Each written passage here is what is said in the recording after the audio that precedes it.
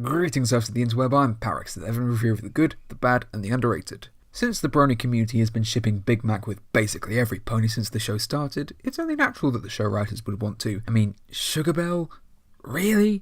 I can already hear the Cheering Mac shippers screaming and throwing their fanfics at Hasbro's door. Still, it's cool to see a romance-based episode, though I do have mixed feelings about romance cliches and plot. And the last romance-based episode the show did was, as Mr. Left Turn put it, the happening of MLP. So going into this episode, both kind of intrigued and kind of nervous. Will this episode be a lovely experience, or make me want to break it up? Let's find out as we take a look at Hard to Say Anything. This episode starts with the Cutie Mark Crusaders looking through some of Rarity's old costumes, calling back to one of their worst episodes, while Big Mac makes a delivery to Starlight's village. You've been going there a lot lately. What is this, your 5th trip this week? Yep. Ooh, someone has a crush. There can only be one reason a pony would travel so far, so often. He's taking a lot of trouble and he wants to get away from the smell. No! Also, really, Apple Bloom? You couldn't tell he was hiding something? Or maybe she thinks really highly of him. I'll go with the latter. It's cuter. Maybe he's a spy on a mission to thwart an evil villain with his secret weapon, an apple cannon. Sounds amazing! I really hope he joins the Pony Suicide Squad as that later. They put on disguises that are about as convincing as Team Rocket's to go after him. And I'll be a pirate spy. Arg, a sparrowt. I thought my jokes were bad. They arrive at the village where Supersized Mac chats with Sugar Belle. Shouldn't have taken the binoculars. I don't know any pony here. Well, do you want to make a deal with Shinigami Eyes? New Shinigami Eyes. See a person's name and remaining lifespan for the low, low price of half your lifespan. No, that's crazy. The girls decide to scout about, being about as subtle as a free-to-play spy in TF2, as Mac is about as good as talking as I am with girls or girls I have a crush on. Oh, poor him, I wouldn't know what that's like. I think you're right. I think my brother has a crush. Well, duh. He's acting doughier than when he was on Love Poison. Hey, Big Mac, it's me. Spider flop. He actually tells the truth, refreshing in this kind of story, as the girls proceed to sink the previous ship. What about Cheerily? It doesn't really count when you trick a pony into drinking a love potion, does it? Nope. Abandoned ship. It's taken the most catastrophic thing a ship can. Logic. Abandon. Wait, I was never on this ship. Sure, I shipped them platonically as they were cool as friends, but yeah, they only viewed each other romantically when brainwashed. And if you think brainwashing makes a good ship, go to Tartarus. Although, what about Marble Pie? They seem to quite like each other a lot in their little bits in Hearthbreakers. Then again, they could also be cousins, so preemptively abandoning ship. My brother has a crush. My brother has a crush. Shut up, just shut up, shut it up. Does Sugar Belle even know you like her? Then you gotta tell her! Well, he is being about as subtle as a Dalek plumber toward her, so I'm guessing she knows anyway. He obviously doesn't want to tell her, but of course, talking isn't the answer, with the Crusaders not realising that confessing a crush is kind of hard. Speaking from experience here. We're pretty sure she likes you. I mean, she keeps ordering apples just so she can see you again. And, you know, she has a business to take care of and food to make for said business. Then like Yagami Pony, aka Featherbangs, knocks Big Mac out of the way and gives Sugar Belle's flowers. Wait a sec. An overly cool design, stealing a female character, being blander than white bread and... Hold on, let's just see who he's voiced by.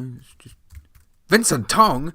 Flash Sentries, VA? We have a waifu stealer incoming. Quickly, Big Mac, take her back before he takes you, then your favourite fictional characters. For the love of Celestia, destroy him! No, don't walk away, punch his face in.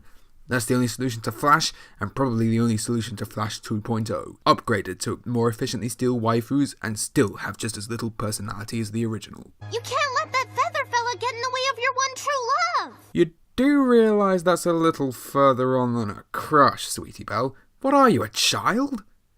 Wait. These balls are like you. I'll always catch you if you fall. And your pickup lines are also balls. We're gonna help you! No love potions. Oh, that's the perfect response to that. As long as we do what the book says, you're pretty much guaranteed a happy ending. Well, Big Mac has just as few lines as quite a few Ferrocell princes. Sap out all his personality and he should be perfect. Rescuing a damsel pony in distress. That's perfect. So we'll have to improvise without a dragon. Well, Vincent Tong also voices Garble, and I am very eager to see Garble in pain. We bring the danger to her. And I am suddenly very scared for the large burger. Scootaloo steals Sugar Bell's bag for the plan, and rather than, levitating it back with her magic, she just sits there as Featherbang steals back the bag and steals away Big Mac's chances again. Wait, how could he have known that? I think it's a big coincidence for him to just be randomly walking about. You're actively trying to sabotage Big Mac, aren't you, you a-hole? Here's your sugar. Though it is not as sweet as you. And why are those bimbos following him around? I'm having serious Beauty and the Beast flashbacks. Just please make sure that Sugar Bell is more Paige O'Hara than Emma Watson, especially if there's a song. I want adventure in the great white somewhere. Make it stop! Oh, make it stop! They proceed to dress Big Mac up like a hipster William Shakespeare to give Sugar Bell a kiss to wake her up. This doesn't seem creepy at all. Sugar Bell gives an appropriate response.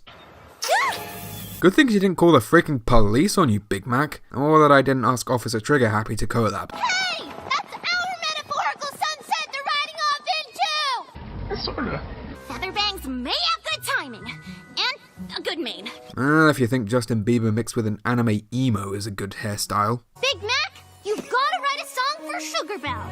This is never gonna work. Besides, at least consult Daniel Ingram on it first. Featherbangs is so romantic. When he speaks, I pretend he's talking to me. Pudding brains. It goes better than the last time the Crusaders planned a musical number, though that's not saying much, and due to Peter New's amazing voice, Sugar Bell actually falls for it. That is until Feather fully transforms into Justin Bieber Pony, complete with Emma Watson's aforementioned auto-tune. A song battle ensues. Sugar Bell, when I look in your eyes, I see the color blue. No, it's pink. Okay, that's it. Spy! But of course. Nothing personal. I just had to shut you up. Sugar quickly gets as tired by the spontaneous songs as I do, especially when it ends up destroying her bakery. If you think I'm the kind of pony that likes all this nonsense, then you clearly don't know me at all! Well, other than pastries and general niceness, you didn't really give him that much to go on. No offense. I've never seen my brother so upset before. Well, there was when you posted lies about him, when he points out that she has slightly more character than the fairy tale princesses, just slightly. They decide to do something specifically for her. Almost like they should have asked Big Mac at the beginning, and do that rather than all this ridiculousness, Scoots dons another terrible disguise to hold her off. Oh no! Clumsy me! Here, let me help you clean it up! Really? She doesn't bite for long, and quickly makes it back to find her display case restored. I can make even more! Oh, that's the most adorable thing I've seen this week. Or no, or... I like you too. Yee, shipping! Now kiss! Close enough. The Crusaders confess to their stalking and harassment and deliver the moral about romance being more about cooperation and mutual benefit rather than being impressive, stressing long-term happiness as opposed to short-term joy. Oh, for Celestia's sake, get a room and stop interrupting my analysis. It's a good moral anyway. Well, except for one problem. Sugar Bell actually fell for Featherbang's pick-up lines and cheap tricks, so, in a way, you're kind of mixing up your message, show. Sugar Bell. Hey Featherbangs, the Norse is called. They want their lame hair and lamer music back. Sugar Bell's already picked her special sun pony. I guess Feather's chances just blew away.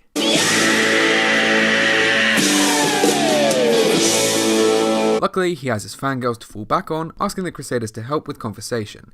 Hint, talk to them rather than doing lame pickup lines. Now what the hell were you doing with Sugar Bell and the cart ride if not talking? Must have been pretty bloody awkward. No, don't wick at me. I don't care if you're not Flash Sentry, that still just makes me feel uncomfortable. So that was, hard to say anything, a good, if occasionally brainless episode. The Crusaders' plans for Big Mac brought back a few uncomfortable memories of them just trying random crap to get their cutie marks. While their plans made a little more sense than those ones, they were still pretty damn stupid. and got tedious after a while. The formula of crazy plan, failure, featherbang interrupts got pretty damn old pretty damn fast. Speaking of the giant vacuum where a character goes to die, he falls in the same category as the builders from Fluttershy Leans In, as he feels more like an obstacle than a character, only ever showing up to oppose Big Mac and leaving very little impression otherwise. Guess that makes him a perfect fit for Vincent Tong given his previous work. But still, can we please give that guy a good character? Just watch Death Note. He was really likeable as Matsuda, although the fact that he looks a little like Yagami is a little bit ironic if you know Death Note's ending. Other than those, I did find this episode fun. While their plans were a little idiotic, the Crusaders were still enjoyable, and the Hearts were definitely in the right place while trying to help Big Mac out. While it does feel a little awkward with them acting so childish after Forever Philly drawing attention to how much they've grown up, it is important to recognise that they are still fillies, and that idolising the unrealistic and even toxic examples of fairytale love shows that. The large one was also pretty enjoyable, as well as relatable this time, with his awkwardness striking a chord with me, and his eventual getting the girl pretty endearing, even if owning up to a crush is harder than just spitting it out. Sugar Belle wasn't too interesting, but she was still pretty nice, and her moments of acknowledging how bonkers the situation was were definitely funny. Overall, this episode was a fairly lovely experience. Even if there were a couple of bumps along the way, it turned out pretty sweet. I'm Parix11, thank you for watching.